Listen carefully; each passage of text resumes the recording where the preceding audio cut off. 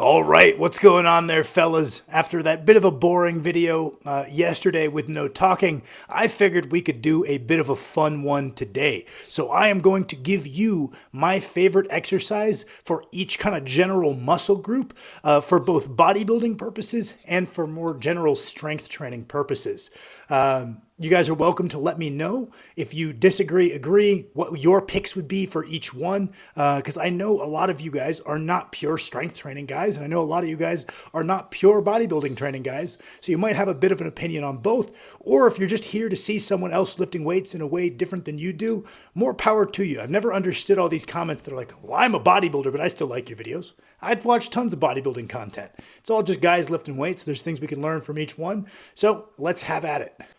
So, two things before we get rolling. One, this is not meant to be some serious educational resource where I dive into, tons of different exercises fill these spots. Some might be better for you, some might be better for me. Here's kind of some of the use cases and scenarios that might help you predict which one's going to be good for you.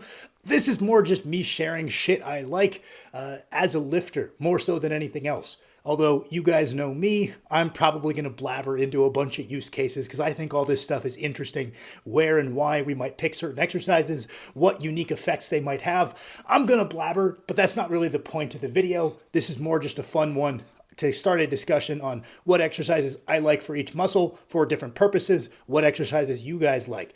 Also, your boy has started monetizing the videos. We're trying to make that cash money. So feel free to leave a like if you like my videos. I need money to buy more strongman goodies to prepare for my next show. Otherwise, we are going to be improvising. So leave a like on the video. We're going to be starting with calves. We're just kind of going bottom up. I know a lot of people don't care about calves, but if we're talking from a pure bodybuilding perspective, we are definitely going to be picking some kind of standing calf raise. If it's up to me, I'm picking a standing calf raise machine, although my gym does not have one. Reason being, our calves are kind of comprised of two different muscles. You got your gastroc and your soleus. When we do calves with a bent knee, we're biasing towards the soleus, not excluding the gastroc, but when we do calves with a straight knee, the gastroc is going to be at a longer average position. We're biasing towards the gastroc. The gastroc is the bigger of the two, so if I said all I'm concerned about is the size of my calves, having some impressive looking calves, I'm definitely going to be doing something with a straight knee, preferably a machine so there's no setup time. We can just plug in our couple of sets, 2 to 3 days per week, put in our volume, see our overload, pretty easy. We can load up that deep stretch position because there's a block built in. If you don't have a standing calf raise, I would probably just do these in the Smith machine. That would absolutely be my pick. Every time I've gotten concerned about how small my calves are, these have been my go-to tool. There's a lot of overloadability because they're actually a relatively heavy exercise. We should be probably doing a brief pause at the bottom of each rep, kind of break up that elastic tension that can kind of be stored in that Achilles tendon, which it's quite good at. Quick pause at the bottom, really emphasizing the stretch. And what I like to do is do a weighted stretch at the end of every single work set where I hang out at the bottom before I re-rack the weight for a 5 to 10 count. And I've definitely seen more calf gains from doing that. So if you ask me from a bodybuilding perspective, what am I doing for calves? Standing calf raises, bilateral, all day, every day. If I had to do one, that would be my pick. Now for strength, I was torn, right? Because when we talk strength, we could talk pure contractile property of the muscle, right? How strong is the calf in isolation? If we were to get into a machine and measure like max isometric, how hard can we just push against a immovable object with no demands for stability or coordination? And that would be one thing where we wouldn't want to have a high skill curve. We would want to be really stable. And something like a calf raise, whether seated or standing, would absolutely be the answer.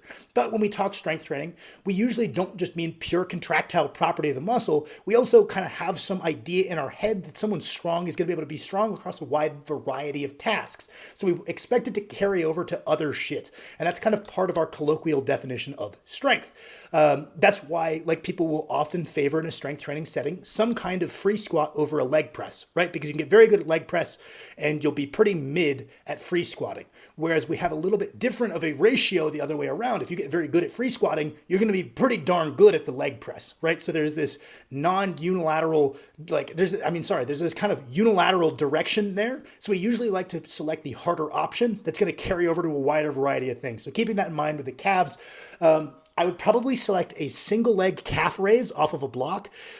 Single leg because we're kind of challenging stability a little bit. I find that to be helpful for keeping the ankles healthy. We're going to do these with a slight bend in the knee. So we're going to be kind of evenly training the gastroc and the soleus, because in these varied strength settings, whether we're in the bottom of a squat or we're doing like a heavy car push or a heavy truck pull kind of thing where our knees are a little bit more straight, we want to have both our gastroc and our soleus relatively strong.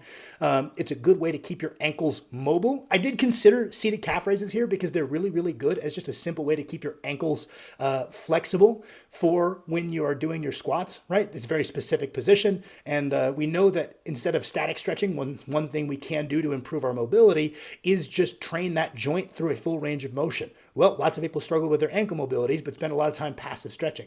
Why don't we just train that joint through a full range of motion with progressive resistance with a seated calf raise? So I did consider that because it's helped my squat. But if we're talking transfer to a lot of things, I really like these single leg, slight bend in the knee calf raises. I think they're part of the knees over toes guy program as well, because it's a kind of a good way to hit two birds with one stone. Challenge that stability aspect at the ankle as well. Considering if we're going to be carrying something heavy, we're going to need to be stabilizing side to side on that ankle as well. Great way to put on size. It's a great exercise in general, and I find that it's probably the best bang for my buck in terms of the calf exercises if I had to pick only one. And then I also decided to give a shout to heavy like sled pushes, heavy truck pull type of things.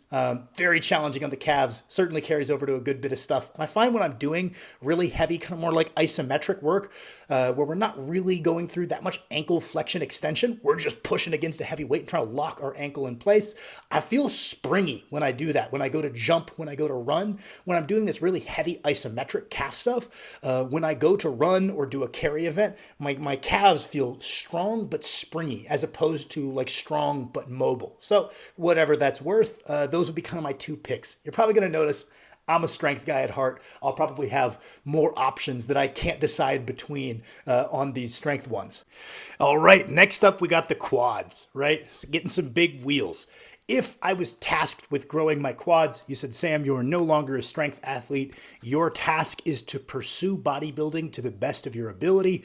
The first exercise I would include in my program is going to be a hack squat, something where we are training that knee joint through a big range of motion, good overloadability over time. We can see incremental progression, big range of motion. We're removing that high kind of skill parameter necessary, that bracing, all the skill that comes along with the back squat. We're getting that same benefit of taking the knee through a full range of motion against a meaningful, easily progressible load with time, but we remove the balance component. We remove all of the bracing and the ability for the torso to be the limiting factor, and we can work to the upper capacity of those knee extensors. If I was tasked with growing my quads, a hack squat would be one of the first things I throw out there. If my knees were a little junky, I might look to something else, because sometimes people need to build into doing their hack squats. Maybe they need to do them with a pause. But if you came to me and said that was my task, I would certainly be doing the hack squat. The other thing I probably would like to do is just doing leg extensions, just like how I advocate for doing direct tricep extension work after you bench press. I think the quads can handle a little bit more work after we kind of top out their capacity on squat pattern work. And I think filling up the rest of that maximum recoverable volume yields most people good gains. And I like the kind of John Meadows idea of maybe we start with an exercise where we are training we're training the muscle in a shortened position, like a leg extension, and then we do something at a longer position, like a hack squat, as a bit of a warm up. Just kind of makes it a little bit more easy on the knees for whatever that's worth. But those would be my two for bodybuilding. Really easy picks. Lots of people have built giant wheels off of that, going all the way back to good old Tom Platz. Now, if we're talking strength, there's a couple exercises that came across my mind. Things like heavy drags are great for keeping your knees healthy and getting strong quads. That gives you strength that kind of carries over to a wide variety of tasks. Things like unilateral work, unilateral squat pattern work is extremely helpful, because yes, we're getting the knee extensors, the quads stronger and stronger and stronger. And we're also building that stability that's going to allow us to express it in a wide variety of tasks. I'm cheating. A unilateral squat will make its way in here later. So I've kind of built myself into a bit of an out there. But if I'm thinking, hey, Sam, you need strong quads for this upcoming show, whether that's push pressing something really heavy over your head, whether that's to assist with your deadlift, whether that's dragging something, whether that's carrying something. You need strong quads, you need strong legs. Probably the first thing I'm going to look at for myself and most athletes is a squat. Obviously, I'm a strength guy. The squat warrants its reputation. It is a fundamental human movement pattern that I find quite helpful. That being said, there's tons of different ways to do this basic movement pattern. You can low bar, you can high bar, you can front squat, you can SSB. And within all those exercises, you'll see different athletes do them different ways. Some people do a very narrow stance where they're nearly posting their knees on one another. Some guys do that West Side style. Toes are out, feet are wide. Even without a suit, some people find they squat best this way. So execution depends, right? If we're trying to develop the quads, we got to look to the guys with the strong quads, i.e. weightlifters, Olympic weightlifters, right? Soon to maybe no longer be Olympic weightlifting. But specifically squatting in this style where the knees do track forward, we're trying to maintain a relatively upright posture. That's going to vary depending on your limb lengths, your hip morphology, and your mobility, right? Over time, you might find, oh, my ankles have gotten more mobile. Oh, my hips have gotten more mobile. So what I used to think was, oh, it's just my femurs are too long. Well, now that I can drive my knees out and externally rotate a little bit more, my ankle mobility is a little bit better. I'm actually able to maintain a more upright torso position than I originally thought was possible. But generally speaking, squatting in the style of an Olympic lifter is deep, right, upright posture, good amount of forward knee travel. Usually using a heeled shoe is my go-to tool for building quad strength that's going to carry over to a wide variety of tasks. Though I do have to give the shout to unilateral work as well, especially as a strongman where we're constantly carrying stuff on one foot at a time. Leg strength off of one foot is very, very helpful. It's going to make its way in here. I'm just kind of cheesing it into another category. All right, next up we got the old posterior chain. We're kind of saying hamstrings, glutes, low back area generally. You could hypothetically very easily argue the posterior chain extends all the way up to your neck and all the way down through your calves. We're going with this definition, right? Bodybuilding, the first thing I would probably spam if my goal was to grow my hamstrings is a lot of seated hamstring curls. We have this idea of stretch-mediated hypertrophy. So if we're taking a knee joint through a full range of motion, if we can hinge a little bit at the hips so the hamstrings are working at a greater average length, we do have a study suggest on a set-for-set basis that's going to produce more hypertrophic response than like lying hamstring curls where we're a little bit less hinged at the hips. Though both work, right? These discussions of, oh, what's optimal? We need to understand that we're talking relatively small differences in effect size. So if you like something more, usually that's going to outweigh these small differences in optimization because effort and not burning out usually is the most important thing for long-term progress ahead of what is very small differences in exercise selection. But, you know, I love seated hamstring curls. I like how they feel. They feel very effective. We also have this idea that maybe the stretch-mediated hypertrophy, this longer like range of motion, longer average muscle length exercises, biases towards hypertrophy in the distal end of the muscle, so the lower hamstring, where most people are trying to put on the most size to have this impressive hamstring hang. So I would be hammering those. That's a no-brainer for me. And then we're going to do deficit RDLs. Deficit RDLs in my case because I have the mobility to where I can do a pure hip hinge pattern with a relatively stiff knee, and I can go below hitting the floor. So again, this idea of if we can do it well, a longer average muscle length is a good thing. I find the having to reverse the weight non-dead stop to be productive for putting in more volume. It just lends itself to volume a little bit better than a dead stop stiff leg would, though both work absolutely wonderfully. And the fact that we're keeping tension on the hamstrings while reversing the weight in that most challenging position, I find that to be kind of the move for growing my hamstrings. I think I could probably just grow my hamstrings indefinitely just with these two exercises, just putting in the knee flexion volume and then the hip extension volume with the deficit RDLs. That's just kind of my heavy hitters. I prefer to let the weight swing forward a little bit at the bottom of my RDLs. Some people don't, either or. But yeah, those would be easy two picks for me. We probably need two exercises here because the hamstrings as a whole kind of have two general functions. We have knee flexion and hip extension, and to really develop them well, we would like to do both. In my understanding of bodybuilding, most guys don't have any problem growing their glutes to where they want to be. If they're seeing their overload in their squat pattern work and their hinging pattern work, we're probably going to be at sufficient levels of glute development, so we can kind of leave that out a little bit. And the low back, if we're doing progressive heavy deficit RDLs, is probably going to reach whatever level of development we want from an aesthetics perspective. Not that I know anything about aesthetics. I'm a fat guy. But get over to my world over here. That being said, it's really important to note, I do all of these exercises, right? I incorporate bodybuilding work into my approach to strength training. Hypertrophy is very important. Things I find to be very good hypertrophy exercises make their way into my training because yada, yada, yada. My whole talking point, I know it's getting old at this point. One of the biggest predictors of strength is purely just how big the muscle is. So if we have exercises we suspect are really effective for us for getting relevant muscles bigger, we should probably be doing them for at least portions of the year. So every single thing you're going to see in this side are exercises that I'm doing for at least a portion of the year. Now, getting into the strength side, hip hinge, right? We're going to select the stiff leg deadlift. Again, it's overloadable. It's this big range of motion. Depending on mobility, we can either do them off of blocks if we can't quite do a good stiff leg off of the floor. We can do them from the floor, or we can even stand on a deficit if our hamstring mobility and strength in that long position is quite good. Very, very similar overloadable motion to the RDLs. I just find that it's good to include that task of bracing yourself and then overcoming a dead weight if we want this to carry over to a variety of tasks. Picking stuff off the floor, up off the floor, we have to create tension and overcome a dead weight. So if we can just build that into our training, it's going to carry over to a pretty wide variety of things, and we're just going to overload that basic hip extension that we're looking for. Helps the deadlift, helps picking up stones, helps picking up sandbags, helps with running faster even, right? Though the RDLs would probably do that quite well as well. And then we have to get our knee flexion in, right?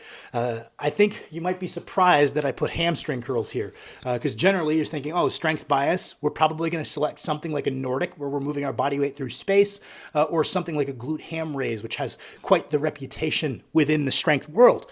And those are both really good exercises. My personal preference as an athlete and as a coach, most guys are going to be doing hamstring curls just because we have more precise loading, and also it's a little bit easier to quantify than something like a Nordic or a glute ham raise where we can cheat more or less. It's hard to determine when overload is happening.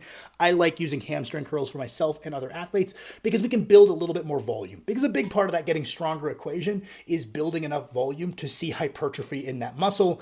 I like hamstrings. We could do them lying. We could do them seated. My athletes will sometimes do single legs seated, sometimes do lying, sometimes do the glute ham raises, or sometimes do the Nordics, right? I did put them below because they're really good exercises, and it hurts my soul not to mention the fact that Nordics are a great exercise, especially if we're looking at like moving hamstring strength for sprinting. I think they're wonderful. Glute ham raises, again, a little bit lower barrier to entry than the Nordics, so that we can do the push off, or we can do assisted Nordics. Yeah. They're good exercises. Don't crucify me.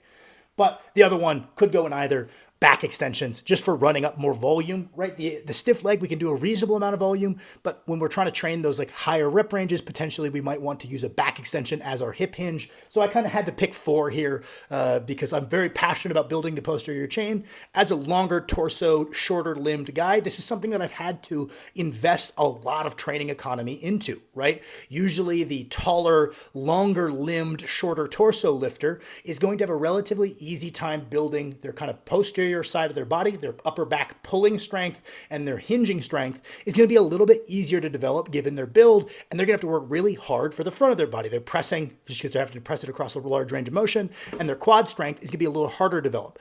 People built like me, it's very much the opposite. The longer torso, shorter limbed lifter, it's going to be a little easier just squatting. Their quads are going to get pretty darn strong. They're going to be pretty upright no matter what they do, and their pressing is going to be a little bit stronger no matter what they do, but they're going to have to put a little bit more work into getting that upper back really strong to help compensate for how long that torso is. And they're going to have to put a lot of work in to get their posterior chain strong because hip hinging is going to be a little bit more taxing with that longer lever of the longer torso. So I've put a lot of thought into this. I'm very passionate about building up the posterior chain, so I kind of had to put 4 exercises. Now, next up, we got the hips, right? Obviously, hips is a pretty broad category of just things surrounding the hip joint. A little bit of overlap in terms of the glutes with the posterior chain, right? And we could get into crazy detail if we break things down muscle by muscle, but we're going muscle group by muscle group because this is already going to have to be a 2-part video. So if we're talking bodybuilding, the most important one in my mind, again, if you threw me into bodybuilding and you said, Sam, your goal is just to get huge legs, visually impressive, the adductor machine far and away would be my first pick. We train our quads thoroughly. We train our hamstrings thoroughly, right? We do squat pattern work and our leg extensions. We do our hip hinging and our knee flexion. The adductor is a massive, massive muscle. And if we're trying to get big legs, it would be a massive shame not to train it directly. Just like how after our squats, maybe we do some leg extensions. After our hip hinges, we do some hamstring curls. Yes, the adductor is going to be worked quite a bit if we're doing our deep squats, but we should also probably work it directly as well, especially if you're someone for whom leg size is something that doesn't come easily to you. You're having to fight for each little bit of gains. You want to train the adductor directly. It makes the whole leg a hell of a lot wider and more impressive. Training it directly, we can train this big stretched position that we think is super hypertrophic. All around, huge fan of it. Makes your legs look a hell of a lot bigger. Just like if you're someone whose calves suck, you should be doing the things with the straight knee and the bent knee and maybe some tib raises. We're trying to leverage every single muscle in that area to get a little bit bigger, just to add some circumference to that area if it's something that comes hard to us. Now, if we have some monster calves, yeah, maybe we just pick the standing calf raise and we do them like once a week for a couple of sets because it's already so far ahead, right? But if you're someone who's having to scrap for every little bit of gains on a spot, we should probably be leveraging all of these different options, right? And the adductor machine, I'm huge on. I would be spamming that thing like hell if I was a bodybuilder. My gym just got one. And every gym I've been to that has one, it's been a part of my weekly rotation after I squat. So clearly I'm already using it. And then the other thing is if you do want to get your glutes bigger, which more power to you, I think it's an important muscle from a bodybuilding perspective. My personal favorite is going to be something where at a lengthened position, right? I find that unilateral squat pattern work, at least in my experience, has been the most effective way to grow my glutes. As opposed to hip hinging work, I've just found unilateral squat pattern work. Again, we're loading that stretch position, good, cool, dandy. We're getting stronger with time, good overloadability. Lunges in particular, I've found to be, if I'm trying to build my glutes, I do walking lunges. Now, could we do a certain technique with our split squats or with our single leg presses? Again, where we keep that shin angle a little bit more vertical, torso is a little bit more lean forward. Yes, absolutely. Those work too. But this list is my favorites. And we're going with the walking lunges. Now, this one was impossible, right? There's so many different kinds of hip strength, things like Cossack squats, things like wide stance squat work, things like hip flexor raises, right? Wonderful strength exercises for different tasks and different kinds of hip strength. The hips are such a complicated kind of joint with so many muscles surrounding them. There's so many tasks they do that if we're training them for strength, it's very task specific, right? So it's like wide stance work. Awesome. The adductor machine for strength athletes. Awesome. The adductor magnus is a powerful hip extensor when we're in a deep squat position, and training it directly is really helpful. This is actually something, this video is going to be quite long. I've given up on making it short. Let me give you guys a little golden tidbit, as Paris always says. There's this interesting relationship when we do an exercise and we think, oh, this muscle is the only muscle that gets sore. I should go hit the rest of the muscles involved. So every time I bench press, my pecs get sore, my triceps don't. Okay, my chest is done, I'll go do more triceps. And I think that line of reasoning is very practical and very useful a lot of the time in the gym. But sometimes the opposite arises. I actually heard Zach Myers on the Elite FDS podcast talk about this a little bit. Every time he would squat, he would get his adductors really sore and nothing else would get sore. Right? And he would say, okay, well, the adductors are getting worked pretty thoroughly by the way that I squat. I'm going to go train everything else. They're barely recovering. And sometimes that means, hey, this is the limiting factor and we need to almost attack that with more volume and build up the capacity of that muscle more. It's almost the opposite sometimes. Now, do I have a way to tell the difference? No, but I've experienced this exact same thing. My adductors were all that got sore. And then I started training them and got them stronger with a little bit of direct training afterward. And then they were no longer the limiting factor. And I got sore in a little bit more of an even way across my body. And there was actually a signal, not that they were getting enough work from this exercise, but that they were lagging significantly behind and they needed additional work so that they weren't this like weak link in the chain, right? Adductors, huge addition. Most of my guys, if they have one, will hit some adductors after they squat. I'm big on it. If we're going to do leg extensions, why wouldn't we do some adductors? But yeah, there's so many good things. Cossack squats are amazing for keeping your hips healthy and strong. But if I had to pick one, it would just be single leg work. That's like doing, especially squat pattern single leg work, but also things like single leg RDLs, challenging that stability at the hip, increases the demands on the adductor and the glute a little bit. So something like a walking lunge, something like a split squat, single leg press, single leg RDLs. If I had to pick one for a variety of tasks, carrying over to, oh, I'm walking with heavy stuff, I'm a strong man, that would probably be my pick. But goddamn, that one was impossible for me. I think that thing about the adductors is very interesting, and I've seen that apply to other muscles as well. Sometimes it means, yeah, that muscle's cooked, and that's not going to change. It's your technique is going to be more taxing on that muscle. You're getting enough chest work from your benching this guy, or sometimes that means that is the limiting factor. It's the weak link in the chain, and we need to develop more capacity of that muscle so we can start squatting to the upper capacity of our other muscles. It's very hard to tell. All right, second to last for this one, right? Next time we will go over mid-back, upper back, biceps, triceps, forearms, shoulders. We'll do a second one of these videos because, like I said, I blabber a little bit. Hopefully you guys enjoy it. So next we got core, which talks like midsection training for bodybuilding purposes. I use bodybuilding as a means to an end. Is it nice to get bigger shoulders? Yeah, I like how they look. Is it nice to have big legs? Yeah, I like how they look. But mostly it's because it potentiates success within my strength training. Now, there's a little bit of vanity going on there, I'm not gonna lie. Sometimes I do a little bit of extra lateral raises at the end. But that being said, I'm not really familiar with the ins and outs of how people speculate training the midsection from a purely visual perspective. I know some athletes lean away from training their obliques. I know some athletes lean all the way away from heavy axial loading to avoid kind of that midsection hypertrophy. I think you got to get pretty goddamn strong for your obliques to develop from your heavy squats and deadlifts so much your waist gets a ton wider. It's not something that's going to happen on accident. I think getting a massive midsection and should detrain relatively quickly. So I wouldn't go that far. I kind of understand this idea of some people don't necessarily train their obliques all that often because it's just not a part of their visual goals. So working within the constraints of what I understand about this shit, we're going to go one exercise for this kind of upper ab idea, one exercise for this lower ab idea. People used to actually shit on guys when they said upper and lower abs. They said a muscle contracts uniformly across its length. You are a dumb bro scientist suggesting you could work your upper or your lower bicep. You could only work bias between the heads of a muscle. Then turns out 20 years later, some research came out. Maybe we can bias distal hypertrophy. Maybe it's going to come out that we can bias proximal hypertrophy. Oh, wow, they weren't idiots after all. Maybe we shouldn't have bullied them, right? So guys used to get shit on for saying upper and lower abs. Turns out maybe they're not so wrong, right? Exercises where we're going to be biasing towards drawing our rib cage downward, maybe a little bit more biased towards the upper abs. Things where we're drawing our pelvis upwards, biased towards the lower abs. We want a sick looking pair of abs. We should probably do both. So my favorite for drawing the ribs down, tons of options here. I have been doing this for a long time. I'm a big guy.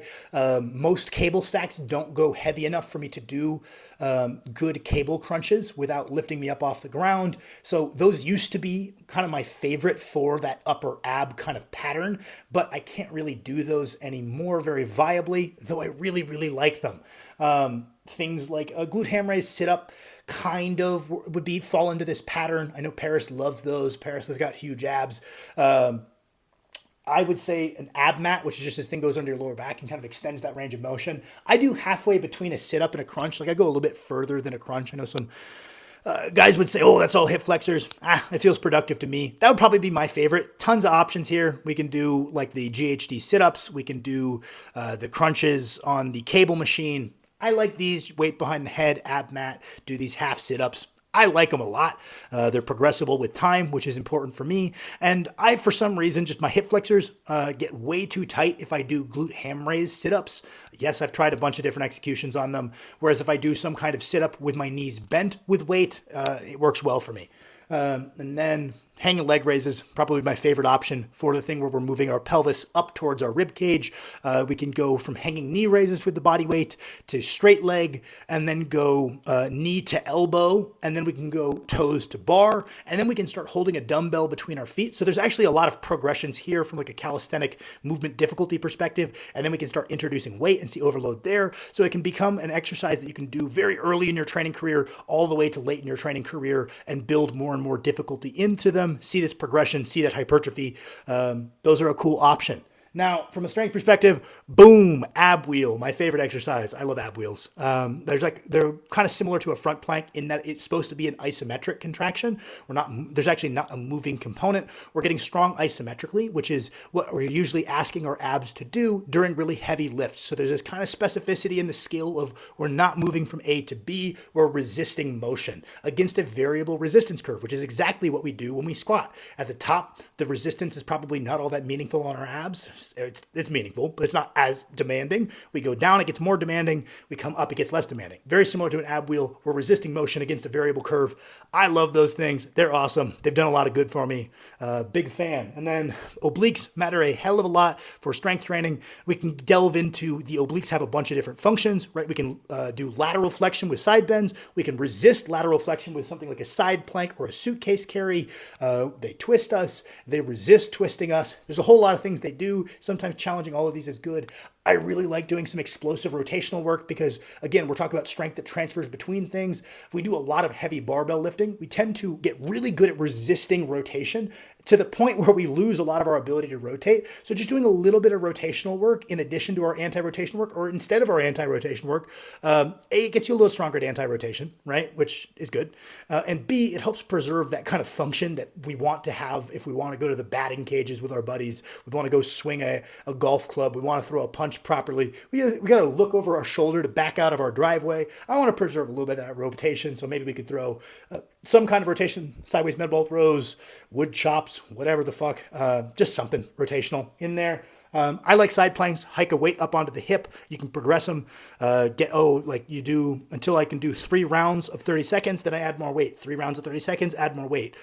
Suitcase carry or an Ed Cone side grip hold, also very progressible, good options for that anti-lateral flexion component that I find that if I'm doing some kind of oblique training where I'm resisting lateral flexion, kind of training that QL oblique area, my back feels a lot better for it.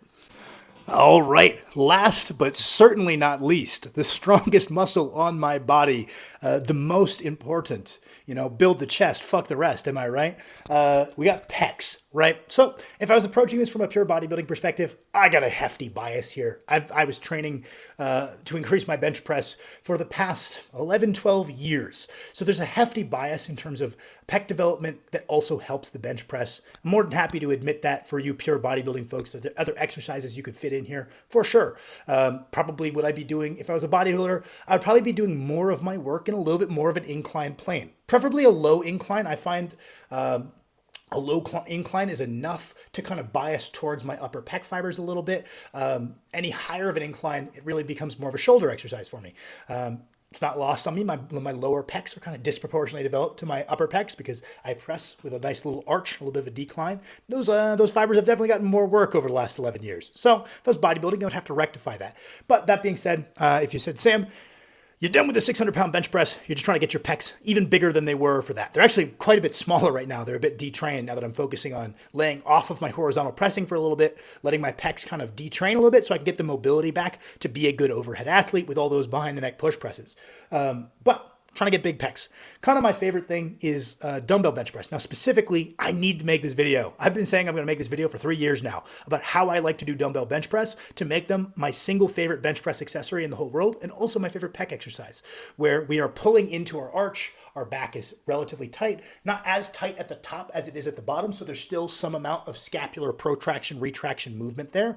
But we hold our dumbbells, we rotate them to 45 degrees, and we get into our arch, our back is tight, we get nice and tight, and we row the dumbbells into ourselves. The dumbbells are rotated, so that way at the bottom, they don't hit our chest. We can actually keep rowing and pull past where a bar would touch our chest. So it's almost like a deficit bench press, brief pause, powerfully drive up to lockout, right? Again, there's a little bit of protraction, retraction going on there, but a huge emphasis on back tightness and rowing those dumbbells in at the bottom.